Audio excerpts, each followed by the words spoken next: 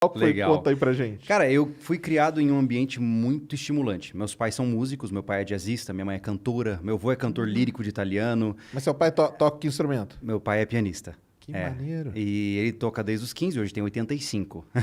Caramba. E dentro da nossa casa, eu sempre fui criado com aquela ideia, cara, explora o que você sabe fazer.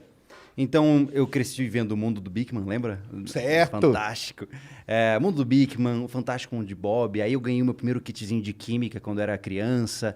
E eu sempre fui fascinado para entender por que as coisas acontecem como acontecem. Legal. Então, naturalmente, isso foi se maturando dentro de mim. Aí, aos 12, eu fui pro escotismo. E no escotismo... Ah, você foi aquela criança que chegou aí pro... Eu fui escoteiro. Que legal. Sou. Porque Afinal, não deixa né, de ser, você né? nunca deixa de ser. E aí, aos 12 anos, eu entrei no escotismo e fiquei até os meus 15. E durante esse período, eu percebi que eu encarava o escotismo como também formas de experimentação. De entender, pô, como é que a gente pode fazer para manter calor corporal em uma situação de sobrevivência? E não deixam de ser, de certa forma, artifícios técnicos, científicos para você manter o calor corporal, né? E aí eu sempre entrei com esse olhar. Chegou um determinado momento onde eu comecei a entender que o mundo é feito de pessoas e não de coisas, né? E aí, quando eu percebi isso, eu falei, cara, tá aí. Se eu entender as pessoas, eu teria uma vida mais plena. Logo, vou fazer psicologia. Legal. E aí, eu entrei no mundo da psicologia, né? E foi para mim foi um grande achado. Porque o ensino tradicional, para mim, eu era quase um delinquente. Eu realmente era notas horríveis, eu reprovei, ia direto para coordenação, porque eu nunca entendi o sistema tradicional de ensino. Eu não fazia parte daquilo. Quando eu entrei na faculdade, meu método era aquele PBL, não sei se você já ouviu falar, o Problem Based Learning. Né? Então, e aí eu não tinha aquela coisa do professor falando e eu sentado. Era sempre uma coisa mais de tutoria, mais ativo, né? E aí, nisso, eu me envolvi no mundo da pesquisa científica, comecei a entrar nessa área enquanto ainda graduando. Tive a oportunidade de publicar alguns artigos bem legais. Legal. É, Que área que você ia seguir ali dentro da psicologia? Dentro da área acadêmica, eu entrei mais na mistura com a psiquiatria e a psicologia, né? Legal. Entendendo como haviam impactos, por exemplo, da injeção de hormônios e outros elementos, principalmente na terceira idade, no desenvolvimento de quadros depressivos e transtornos ansiosos. Que legal. E foi muito legal, a gente teve boas possibilidades, conseguimos publicar bons artigos. E aí, quando eu saí da faculdade, eu falei assim, agora eu vou engatar no mestrado, né? E aí veio a minha grande frustração. Porque eu sempre gostei de fazer o possível, né? E eu sou uma pessoa que não liga muito para hierarquia, eu não ligo muito para formalidades, né? Entendi. E aí, quando eu comecei a aplicar para mestrado, eu percebi que eu não poderia falar sobre o tema que eu queria, porque eu ia ter que falar sobre um tema que alguém quisesse me conduzir. Tinha que se encaixar em algum grupo ali, né? Isso. Que já estava Exatamente. formado. No local de onde eu venho, ao menos na minha experiência que eu tive, quem era aceito era quem já tinha construído uma relação antes com aquele professor. Não é só no seu lugar, não. Pode ficar Eu não tranquilo. gosto de generalizar, porque, né? Mas o que aconteceu? Eu comecei a entender que não se tratava de ciências, se tratava de networking. Exatamente. Cara, eu fiquei tão frustrado, cara. Aí eu falei assim, cara, tô fora. Se é para fazer ciência desse jeito, para mim não é ciência. Vou sair fora. E aí eu comecei a entender que todas as publicações científicas em revistas até mesmo renomadas também tem lá o seu viés negativo. E aí eu falei, sabe de uma coisa? Em vez de tentar produzir ciência para a comunidade científica, eu vou produzir ciência para a minha própria vida. E eu comecei a entrar na ideia de experimentar coisas diferentes na minha vida.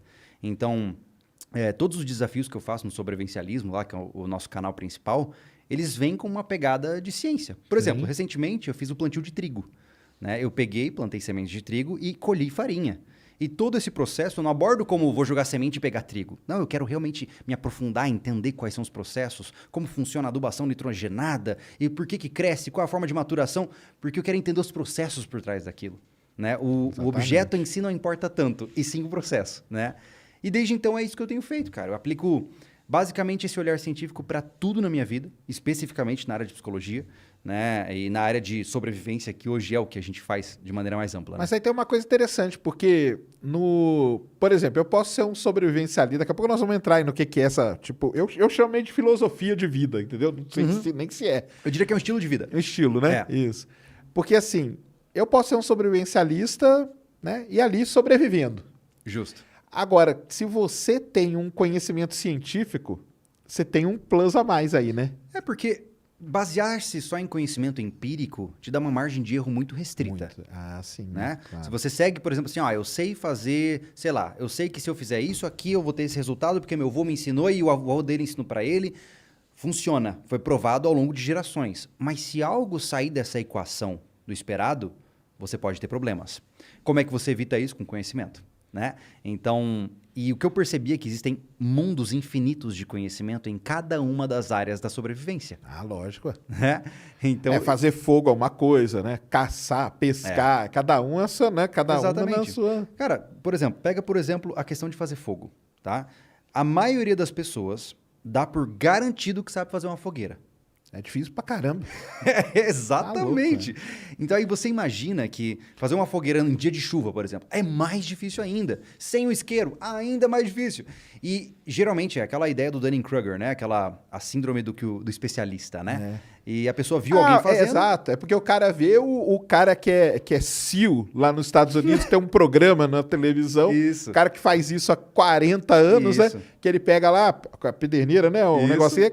Acabou. Já era. Está cara, feito o fogo. Isso é a coisa mais fácil do mundo. Vai lá fazer, cara, pra você ver se consegue. E esse tipo de situação foi muito interessante porque eu comecei a perceber que essa fantasia era muito grande. E querendo ou não, o sobrevivencialismo hoje tem uma roupagem mais de entretenimento, porque é o que eu entendo que fala mais com o público. Se eu ficasse sendo acadêmico da sobrevivência, o meu público ia ser muito restrito. Lógico. Então, mas ainda assim, eu percebi que o nosso objetivo é, como o nosso jargão diz, né, tornar você mais responsável pela sua própria vida. Ou seja, assumir parte do que você precisa para se manter vivo, né? Então a gente tem que evitar fantasias ao máximo. E aí que veio um estalo na minha cabeça de fazer um negócio que para mim foi um dos meus maiores experimentos científicos, não acadêmicos, que foi a oficina de desgaste e resiliência. Que basicamente eu peguei 15 pessoas e coloquei-as durante 3 dias sobre desgaste físico e emocional intenso, frio, fome, medo, desconforto, para saber quem chegaria até o final. Foi um treinamento de SEAL mesmo, né? Foi baseado na Hell Week, né? Do treinamento dos SEALs, né? Sei. Eu acho legal pra caramba. Eu já li vários livros dos SEALs, cara. Eu acho fantástico. maneiríssimo. Aqueles caras lá são... Tá louco. É. É sobrevivencialismo aquilo ali num grau... Ali você tem um componente muito diferente, né, cara? Porque quando o cara tá na guerra, né? Exatamente. A guerra ela não é sustentável, né? O sobrevivencialista ele tem que entender que a guerra faz parte do potencial que ele precisa desenvolver, mas ele também tem que desenvolver o resto. Né? Um soldado nem sempre está interessado em plantar alface, né? Porque ele não sabe se está vivo amanhã. Então você tem que somar o melhor dos dois mundos. Né? Então, esse seriado está inteiro lá no nosso canal. A gente publicou e ficou... Nossa, eu acho que foram 6 episódios. A gente publicou a versão inteira também. E é um dos grandes orgulhos, assim, porque foi muito legal. E quantos chegaram no final? 5 de 15. Chegou bastante, vocês acham? O que vocês acharam? Chegou bem, cara. Mas é interessante que o comportamento é muito interessante, cara. Nos primeiros 30 minutos você já sabe quem vai embora e quem fica. É impressionante. Dá pra pegar isso aí? E não é corpo, é o mindset do cara. Entendi. E é por isso que eu digo, eu sempre puxo a sardinha pro e tem um negócio da psicologia, então forte, né, cara? Sérgio, cara, 90% do que você tem de chance de sobrevivência é de acordo com o teu mindset. São os gatilhos comportamentais que você tem, a sua saúde emocional e a capacidade de você pensar sob estresse também. Então, eu sempre puxo para esse lado, né, de inteligência emocional, porque, cara, você pode ser um mestre, por exemplo, de armas de fogo. Só que aí, de repente, você fica estressado e perde a capacidade de pensar direito e aí não adianta nada, né? Você não tem acesso ao conhecimento que você desenvolveu, né? Exatamente. E é muito louco, né, cara? Se for para pensar que a mente do cara define até onde ele vai, né?